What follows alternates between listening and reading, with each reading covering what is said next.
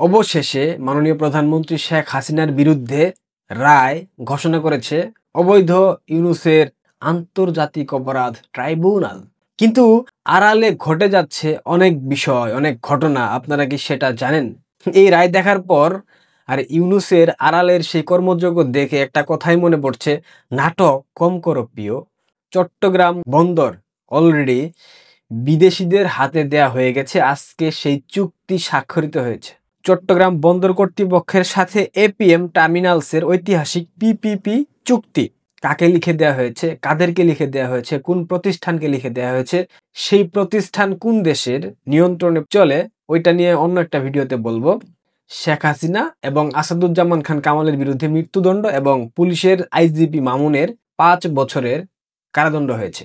এই রায়ের পর এই অবৈধ ইউনূস সরকারের সকল কলা কৌশলীরা তারা ভেবেছিল আওয়ামী লীগের কোটি কোটি সমর্থক রাস্তায় নেমে আসবে, প্রতিরোধ করবে, আগুন সন্ত্রাস করবে, লড়াই সংগ্রাম করবে এবং দেশে একটা গৃহযুদ্ধ পরিস্থিতি সৃষ্টি হবে।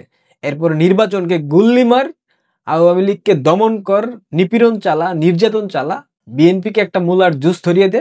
এরপর দীর্ঘ মেয়াদে কিভাবে ক্ষমতায় বসে থাকা যায়, ক্ষমতার মসনদে বসে বসে শান্তির কাকু, শান্তির মহাজন ঠিকঠাক মতো দেশ চালাক।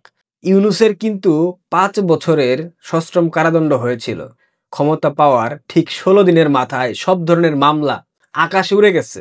এরপর তারেক রহমান এবং বেগম খালেদা জিয়া, তাদের বিরুদ্ধে মামলা ছিল। 5 আগস্ট সরকার পরিবর্তনের পর সব মামলা, সব রায় উড়ে গেছে জাস্ট। ইতিহাস থেকে কেউ কখনো শিক্ষা নেয় না। শেখ হাসিনার মতো প্রভাবশালী নেত্রীর পতনের পর বিরোধী পক্ষের সকল মামলা যদি উড়ে যায়, তবে ইউনূসের পতনের পর এই রায়, তথাকথিত এই রায়, এই রাজাকারের বাচ্চাদের রায়, এটা কি টিকে থাকবে আপনাদের মনে হয়? অনেকেই ভাবছে, এই রায়ের মধ্য দিয়ে অনেকে উচ্ছ্বাস প্রকাশ করছে। আরেকটা অংশ ধানমন্ডি 32 ভেঙে ফেলার জন্য আবার বুলডোজার নিয়ে গেছে, সেখানে সেনাবাহিনী আবার একটা নাটক দেখাচ্ছে, লাঠি চার্জ করেছে, বুলডোজার ভেঙে দিয়েছে যাতে ভাঙচুর করতে না পারে। পুলিশের সাথে একটা গ্যাঞ্জাম হয়েছে, একটা মেসাকার অবস্থা। অর্থাৎ বাংলাদেশে আজকের দিনে একটা মেসাকার পরিস্থিতি সৃষ্টি করা ছিল তাদের লক্ষ্য।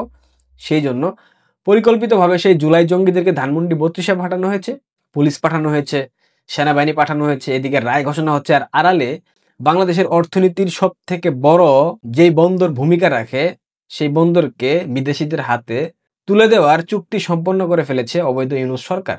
5 আগস্ট গত বছর শেখ হাসিনা চাইলেই বাংলাদেশে একটা গৃহযুদ্ধ পরিস্থিতি সৃষ্টি করতে পারতেন। এমনকি গত 1 বছর যাবৎ আওয়ামী লীগের কর্মী সমর্থকদের উপর যা হচ্ছে সবকিছু সামনে এনে শেখ হাসিনা চাইলেই উস্কে দিয়ে, কর্মী সমর্থকদের দিয়ে দেশটাকে একদম জ্বালাও পোড়াইয়ের অভয়ারণ্য বানিয়ে দিয়ে একদম বিশ্রী অবস্থার মধ্যে দিয়ে ধাবিত করে একটা গৃহযুদ্ধ পরিস্থিতি সৃষ্টি করতে পারতেন। কিন্তু তিনি সেটা করেন না, কারণ তিনি দেশকে ভালোবাসেন।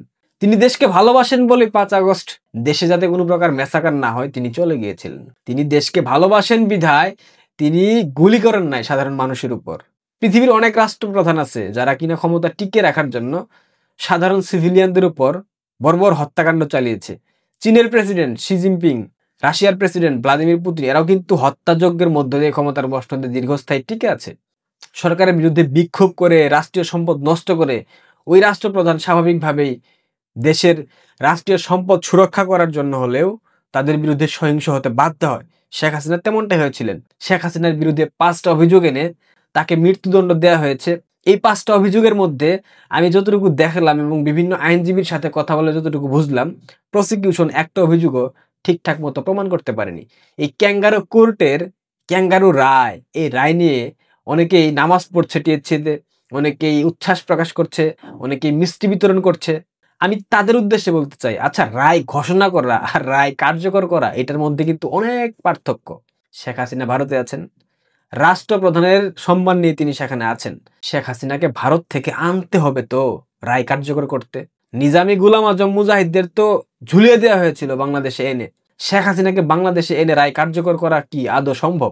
আওয়ামী লীগের যে 30-40% ফিক্সড সমর্থক বাংলাদেশে আছে, তাদের অনুভূতির জায়গা, তাদের সম্মানের জায়গা, তাদের আস্থার জায়গা, তাদের বিশ্বাসের জায়গা, তাদের ভালোবাসার জায়গা, তাদের শ্রদ্ধার জায়গা মাননীয় প্রধানমন্ত্রী শেখ হাসিনাকে ধরেন বাংলাদেশে নিয়ে আসলো, নিয়ে এসেও কি তারা রায় কার্যকর করতে পারবে?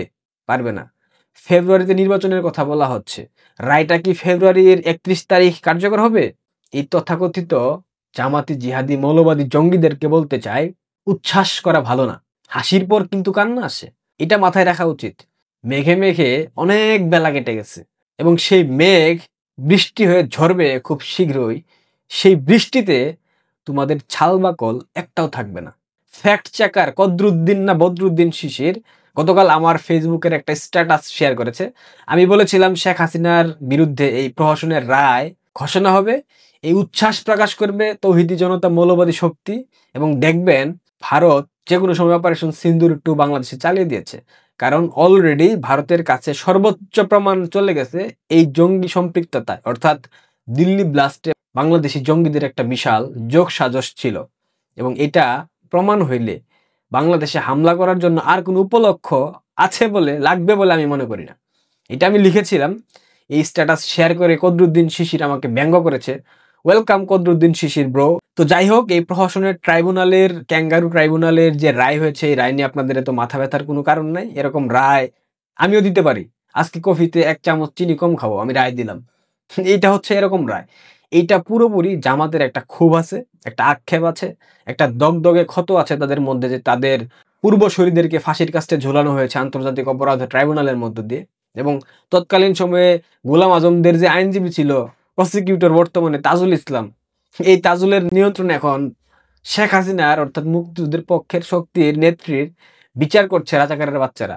এটা হচ্ছে সব থেকে বড় লজ্জার এবং কষ্টের, যে একজন স্বাধীনতাপন্থী মানুষের বিচার করবে রাজাকারের বাচ্চারা, যারা কিনা বাংলাদেশকে ধারণই করেনি কখনো, যারা কিনা বাংলাদেশের স্বাধীনতা সার্বভৌমত্বকে কখনো বিশ্বাসই করেনি। এটাই ক্ষোভের জায়গা, এর থেকে আর বেশি কিছু নাই। আপনারা কেউ হতাশ হবেন না, এই রায় কিচ্ছু হবে না। একটা অশ্লীল ভাষায় কথা বলি, এই রায় হচ্ছে পুরুষাঙ্গের স্বাদ খেলনা দিয়ে নেওয়ার মতো। তারাও জানে এই রায় দিয়ে কিছু হবে না, এবং সেই জন্যেই 17 তারিখ বন্দরটাকে লিখে দেওয়া হয়েছে। এই বন্দর লিখে দেওয়ার বিষয়টাকে ধামাচাপা দেওয়ার জন্য আজকের দিনে রায়, এবং আজকে ধানমন্ডি 32-এ ম্যাসাকার। কি চমৎকার পরিকল্পনা ডক্টর ইউনূস সাহেব, জামাত ইসলাম। আবারও বলতেই হয়, নাটক কম করো প্রিয়। এই নাটকের অবসান বাংলাদেশে খুব শীঘ্রই হচ্ছে। ভালো থাকবেন, পারলে শেয়ার করে দিন। ধন্যবাদ।